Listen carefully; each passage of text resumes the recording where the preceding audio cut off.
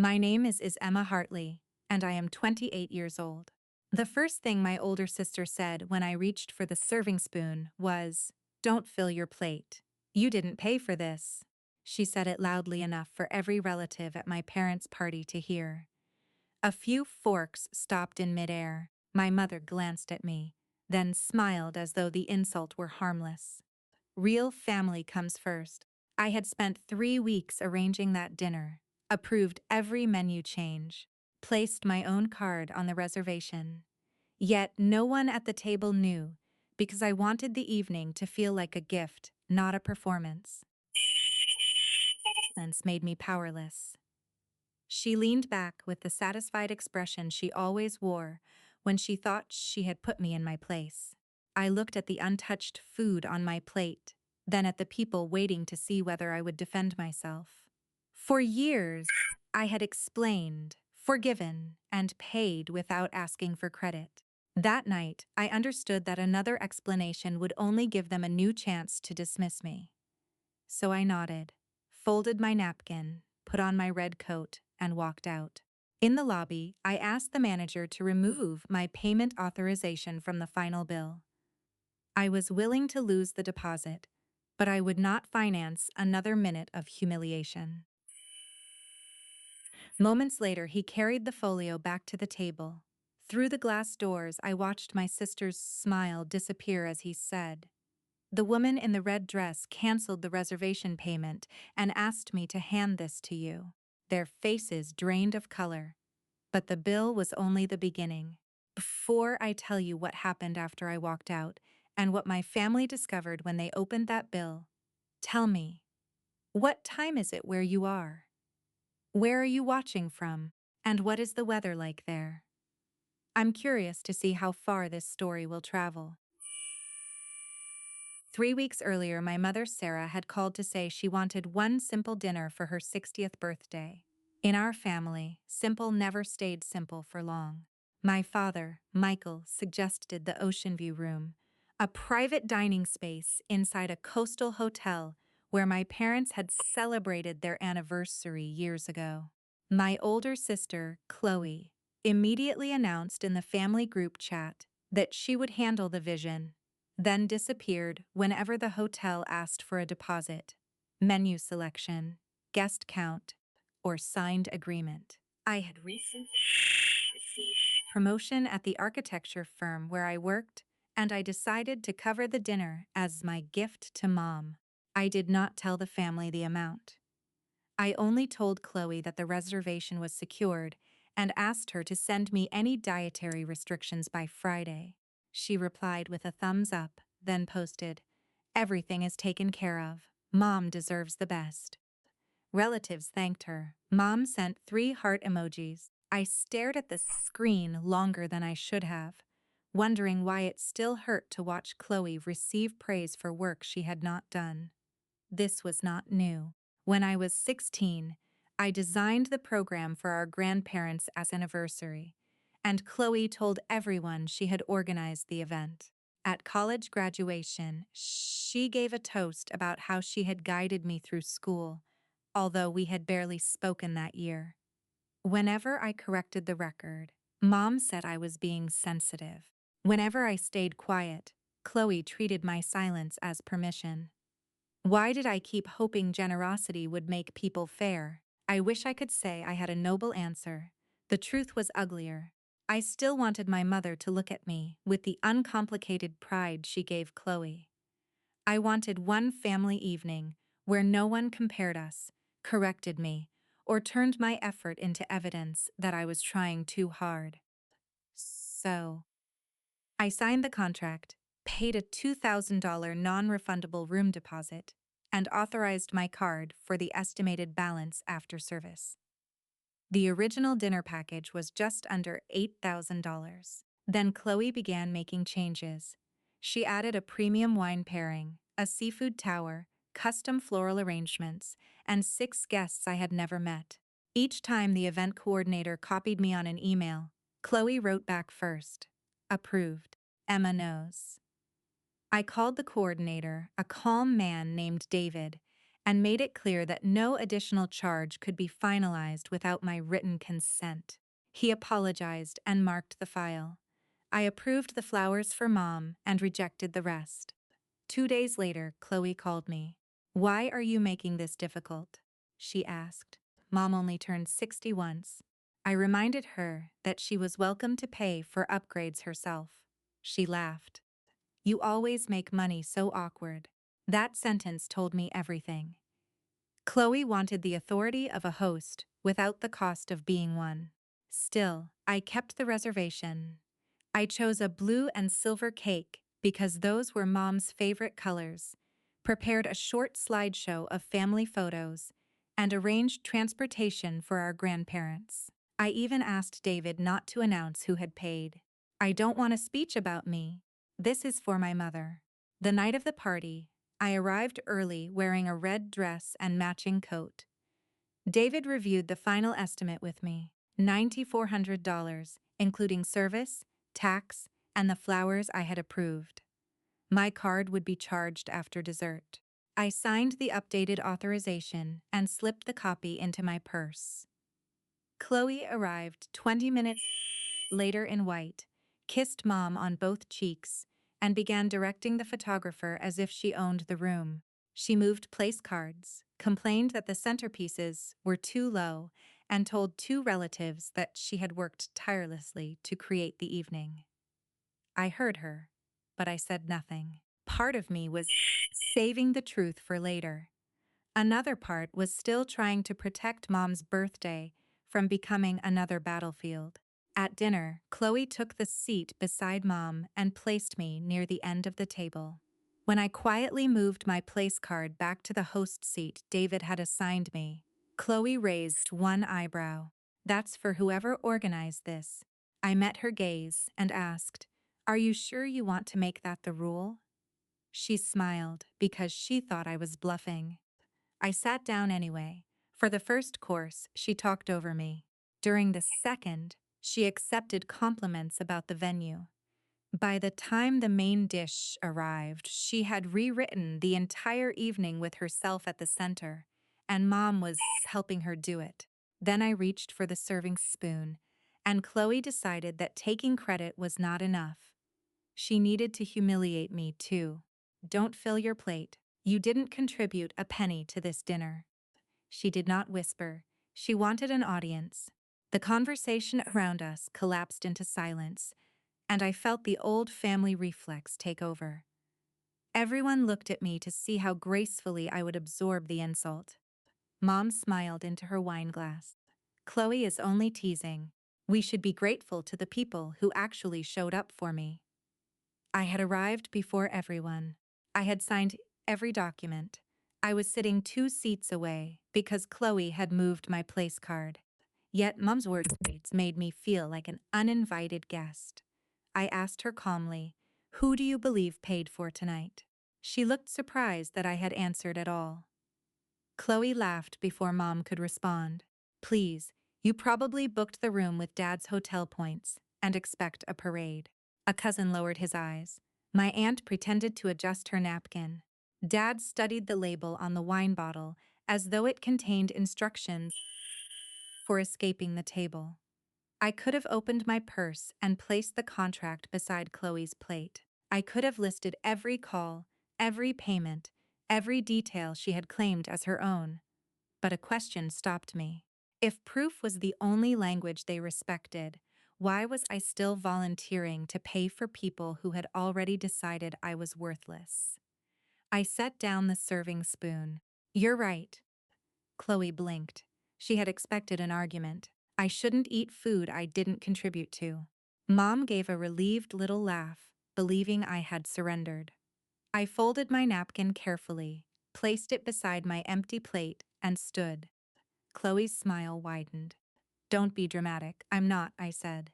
"I'm correcting the arrangement." I put on my red coat and walked toward the lobby. No one followed me. That hurt more than Chloe's insult, but it also made the next decision easier. David was at the reception desk reviewing service notes. I asked whether the final charge had been processed. He said no. The authorization would convert after dessert. I told him to remove my card from the folio. He reminded me that the room deposit was non-refundable and that the remaining balance would become due immediately from the party. I understand, I said. Please keep the deposit. Consider it the price of learning. He hesitated. Would you like me to tell them there has been a payment issue? Tell them the truth, I replied. The woman in red canceled the reservation payment and asked you to deliver the bill. David studied my face, then nodded. I walked toward the valet desk, but before I reached the outer doors, I heard my father call my name from the dining room. I turned. Through the glass partition, I saw David place a black leather folio beside Chloe's plate. Her smile vanished. Mom leaned toward him, confused. David repeated the sentence exactly as I had requested. Even from the lobby, I could see the color leave their faces. Chloe opened the folio, scanned the total, and snapped it shut. Dad pushed his chair back and came toward me. Emma, what did you do? He asked. Not, what did they say to you? Not, why did you leave? What did you do? I looked past him at the table. I stopped paying for a dinner I was told I had not contributed to. He lowered his voice. This is your mother's birthday. It was also my gift, I said. Chloe rejected the gift in front of everyone.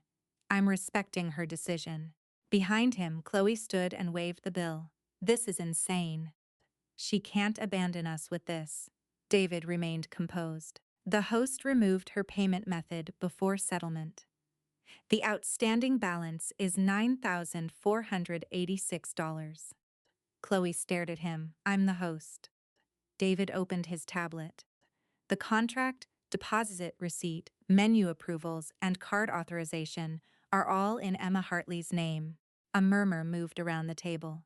One relative whispered, I thought Chloe paid. Another said, that's what she told us. Chloe's head snapped toward them. I coordinated everything. David scrolled once. The event file shows that Miss Hartley coordinated the reservation.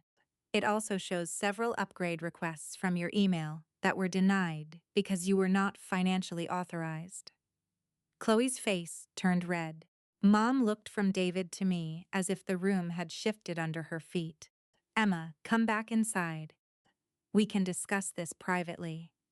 You were comfortable humiliating me publicly, I replied. Why should the truth require privacy? That was when my grandfather, Robert, slowly removed his glasses and set them on the table. He had been quiet all evening, but his silence was nothing like Dad's.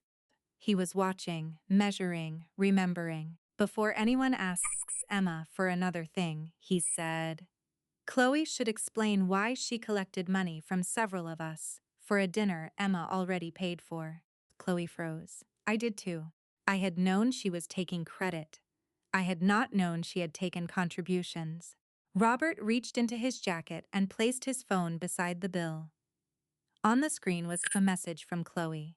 Send me your share by Friday. I'm covering the party, but every little bit helps.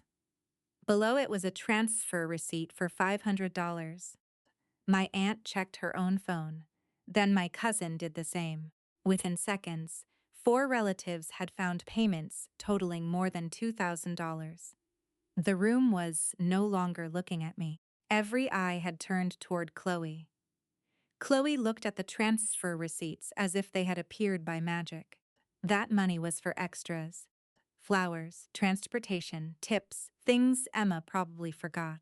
David turned his tablet so the nearest relatives could see the itemized contract. Transportation was paid directly by Miss Hartley. The floral invoice is included in the venue total.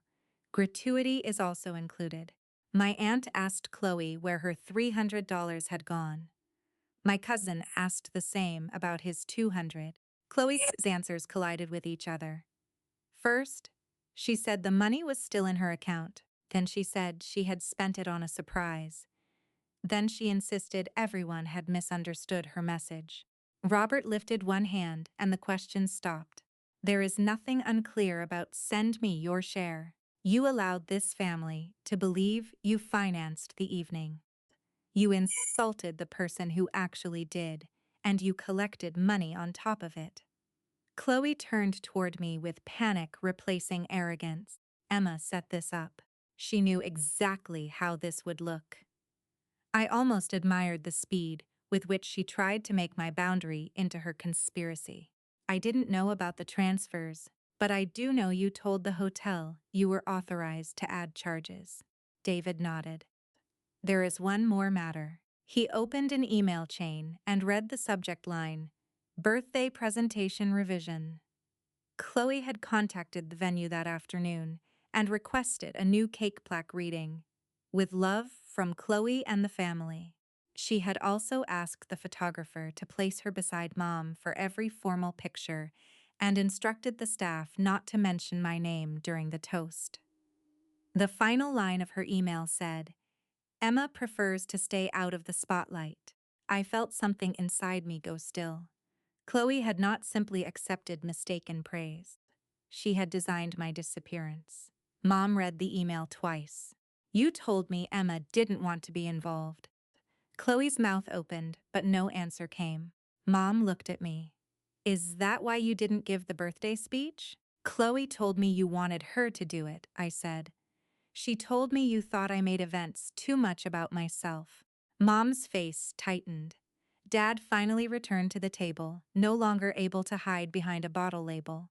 Chloe, pay the bill. The directness of his voice surprised everyone. Chloe laughed once, a brittle sound. With what? I didn't agree to $9,000. Neither did the relatives who sent you money under false pretenses, Robert replied. Yet you accepted theirs. Chloe pulled a credit card from her purse and handed it to David with a flourish meant to restore control. Fine. Charge it.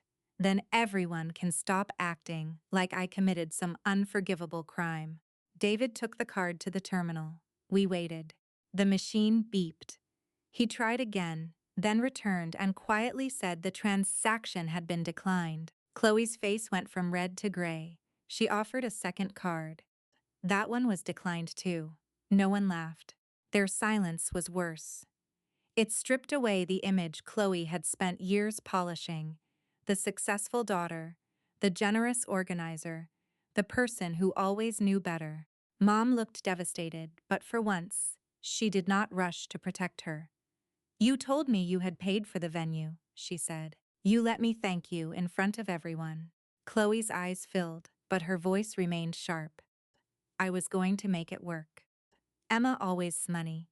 She enjoys rescuing everyone. That sentence ended whatever sympathy remained in the room. I stepped back through the glass doors and returned to the edge of the table, not to rescue them, but because I wanted Chloe to hear me clearly. I did enjoy helping, I said. What I did not enjoy was being erased while you spent my money as evidence of your generosity. Chloe whispered. You're really going to leave Mom with this bill? I looked at Mom. No, Chloe's. She claimed the dinner, accepted the credit, collected the contributions, and told me not to eat. Ownership comes with a price. Robert asked David to separate the charges Chloe had requested from the original package. David explained that the party could settle the bill using multiple cards. Dad paid a portion. Mom used money from a savings account. Several relatives applied their earlier contributions only after Chloe transferred them back. Chloe stood at the table, making repayment after repayment, while everyone watched the balance in her account fall. She had to borrow the final amount from Dad, who told her it would be documented and repaid monthly. The dinner continued, only because the venue had already served most of the food. But the celebration was over. No one asked Chloe to make the toast. The photographer removed her requested shot list. The cake plaque was replaced with the original message I had approved. Happy 60th, Mom. When David offered me a slice, I declined. I had lost $2,000, but I had gained something I had never been able to buy. A clean answer.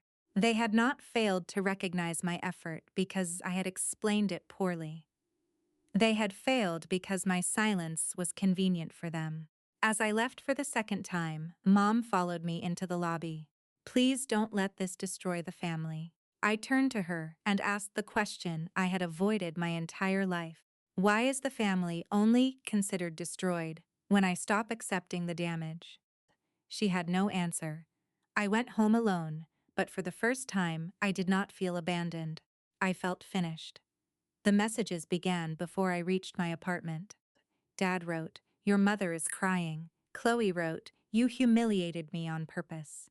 Mom called 6 times, then sent a voice message asking me to come back and end the night with Chloe. The wording would have been funny if I had not heard the accusation beneath it. They still believed peace was something I produced by swallowing the truth. I turned off my phone and slept better than I had in months. The next morning, I found 37 messages in the family group chat. Chloe had posted a long explanation, claiming she had collected contributions because she intended to reimburse me later. Robert replied with one sentence, "Then show the transfer you plan to make." She did not answer. My aunt asked why Chloe had changed the cake plaque. My cousin shared a screenshot of Chloe telling him, "Emma barely helped, so I'm covering almost everything." Mom asked everyone to stop discussing private matters in the group. Robert wrote, "The deception happened in this group. The correction belongs here too." I did not add anything. For once, the facts were working without my labor. On Monday, Chloe came to my office lobby without an appointment. She wore sunglasses and held an envelope. I met her downstairs because I did not want her near my colleagues. She pushed the envelope toward me. Inside was a check for $2,000, the amount of my lost deposit. "There," she said. "Now we're even." I handed it back. Money is the easiest part. She removed her sunglasses. Her eyes were tired, but her anger was intact. "What else do you want? An audience? A public execution?" "I want a public correction," I said. "Tell the family I planned and funded the dinner. Tell them you collected money while claiming you were paying. Return every contribution. Reimburse Dad for the amount he covered. And stop speaking for me." She stared at me as though I had asked for something cruel. "You want me to destroy my reputation? No. I want you to stop using mine to protect yours." Chloe lowered her voice. "Mom will never forgive you for this." That was the moment I understood she had not come to apologize. She had come to restore the old arrangement. She would offer a token, I would accept blame for the conflict, and everyone would move on without changing. I slipped the check back into the envelope and placed it in her hand. "Then Mom can make her own choice." Chloe left without another word. 2 days later, Mom asked me to attend a family meeting at my parents' house. I agreed under one condition. Nobody would ask me to apologize for leaving the dinner. When I arrived, Robert was already there with a folder. Dad sat beside Mom, looking 10 years older. Chloe took the chair across from me. Mom began with the usual speech about sisters, misunderstandings, and how one painful night should not erase a lifetime of love. I listened until she said, "Emma, you could have handled it privately." "I tried private for years," I replied. "Every time Chloe took credit, insulted me, or changed the story, you told me to let it go." Privacy did not solve the problem. It protected it. Dad looked at the floor. Mom started to defend herself, but Robert opened his folder. Inside were printed copies of the venue emails, the transfer messages, and several older group chats. One was from my graduation, when Chloe had told relatives she paid for my celebration. I had paid for it myself. Another was from a holiday trip, when she had claimed I canceled at the last minute. In reality, Chloe had given me the wrong departure date, then used my absence to call me unreliable. Robert had asked family members to send him examples, and the pattern filled 23 pages. Chloe's face changed as each page turned. This was no longer one dinner she could dismiss as confusion. It was a history. Dad finally spoke. "I knew some of this," he admitted. "Not the money, but the way you two were treated differently." I stayed quiet because every confrontation became exhausting. I looked at him. Your silence was a decision. It just made Chloe's life easier and mine harder. He nodded slowly. Mom began to cry, but I did not move to comfort her. That was another role I had performed automatically. Chloe asked, "So what happens now?" Robert answered before I could. "You repay what you owe, you correct the lies. And until trust is rebuilt, you will not manage family money, reservations, group gifts, or events." Mom looked startled. Chloe looked furious.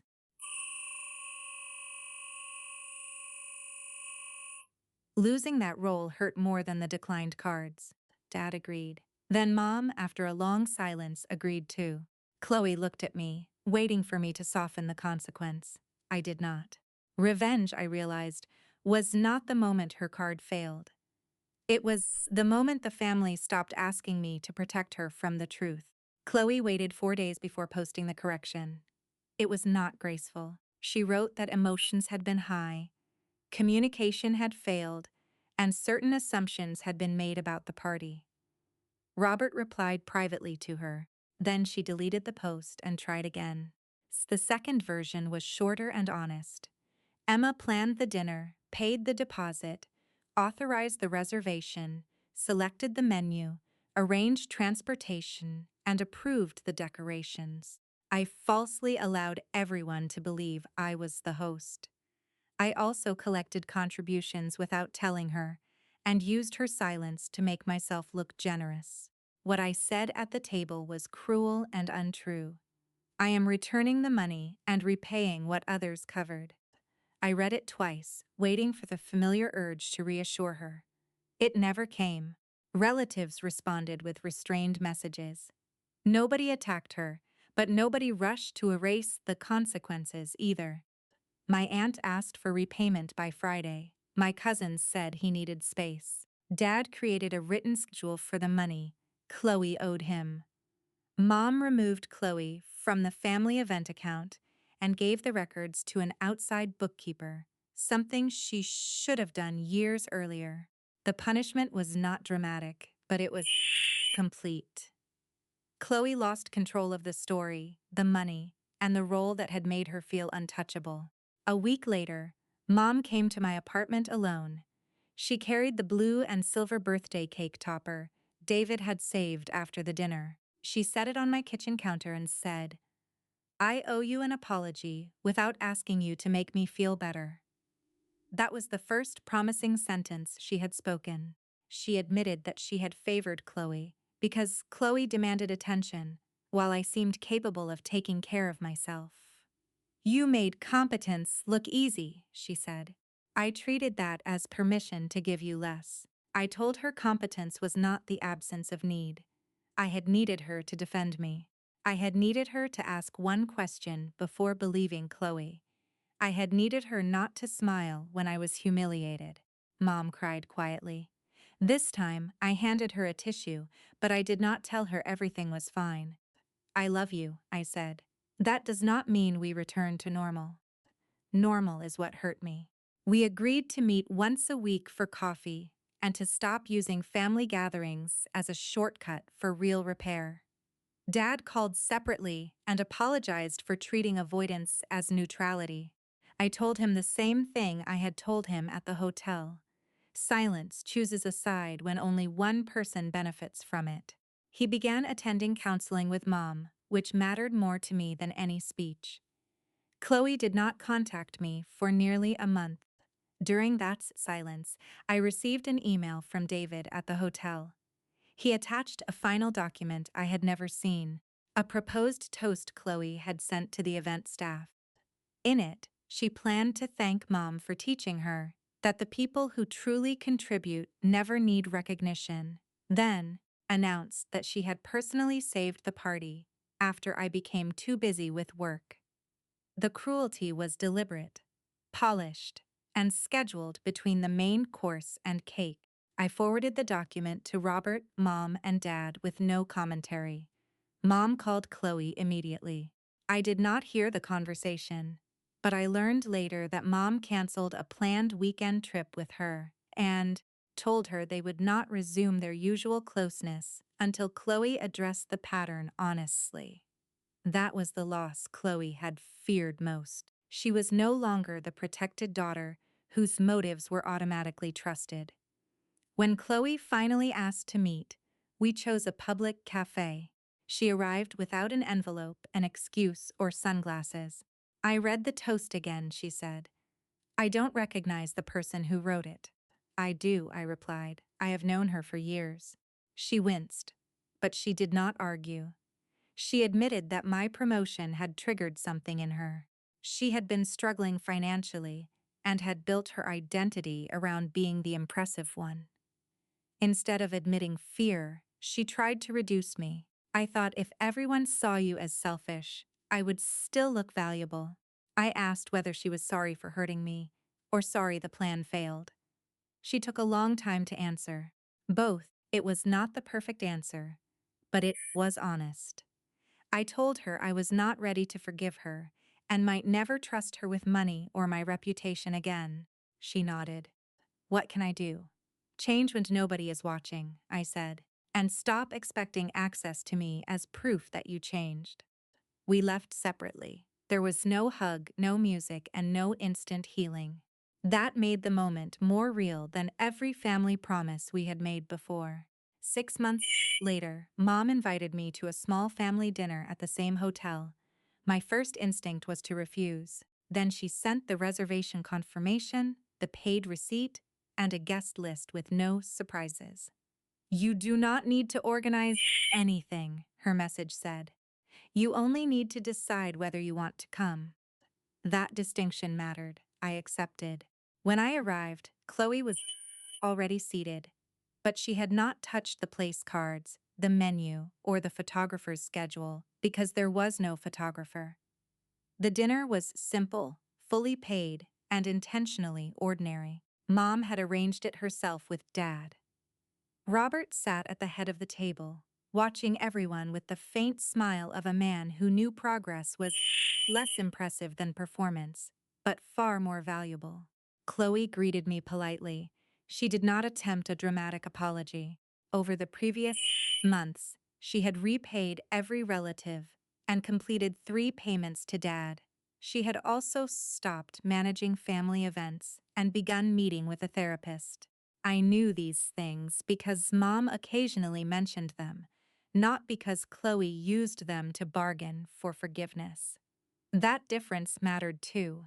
During the main course, a serving dish was placed between Chloe and me. For one suspended second, I remembered her finger tapping the spoon and her voice telling me not to fill my plate. Chloe remembered as well. She moved the dish toward me and said, "You first." It was a small gesture. I did not mistake it for transformation, but I accepted it.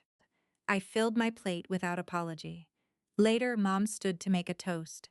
She thanked Dad for helping with the dinner, Robert for insisting on honesty, and Chloe for taking responsibility. Then she looked at me. I used to praise Emma for being strong when what I really meant was that I expected her to survive without support, she said. I was wrong. Her generosity was never an obligation, and her boundaries are not a punishment. The room remained quiet, but this silence did not erase me. It made space for the truth. Mom did not ask me to respond. She simply raised her glass. That restraint was part of her apology. After dinner, Chloe found me near the lobby windows. I know we're not fixed, she said. I also know I spent years making you smaller because I was afraid of feeling small. I told her that understanding the reason did not remove the damage. I know, she said. I'm going to keep doing the work anyway. I believed she meant it in that moment. I also knew belief did not require immediate trust. We walked back to the table separately. The family never returned to the old version of normal. Chloe was no longer treated as the automatic leader. Dad no longer disappeared when conversations became uncomfortable. Mom checked facts before defending anyone. I stopped funding celebrations to earn affection, stopped accepting jokes that were really insults, and stopped explaining boundaries to people committed to misunderstanding them. Some relatives called me colder. Robert called me clearer. He was right. Clarity did not make me cruel. It ended the tradition of treating my pain as the price of everyone else's comfort. The night Chloe told me not to eat, because as I had not contributed a penny, she expected me to defend the cost of my plate. Instead, I stopped paying for the entire illusion. The bill exposed her lies, but the real consequence was larger. She lost the protection that had allowed those lies to thrive. I did not get revenge by ruining her life. I got it by refusing to let her build her life on my silence.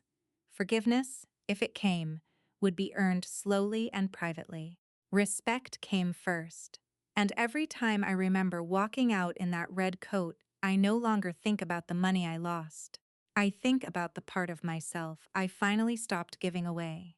So, tell me honestly, if someone in your own family took credit for your sacrifices, humiliated you in public, and expected you to keep paying for the privilege, would you forgive them once they apologized? Or would you make them prove they had changed before letting them back into your life? We hope this story gave you both drama on something meaningful to think about. This fictional narrative was created only for entertainment, education, and dramatic reflection.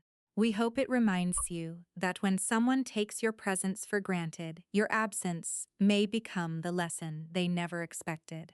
But the real victory is not their regret. It is your freedom.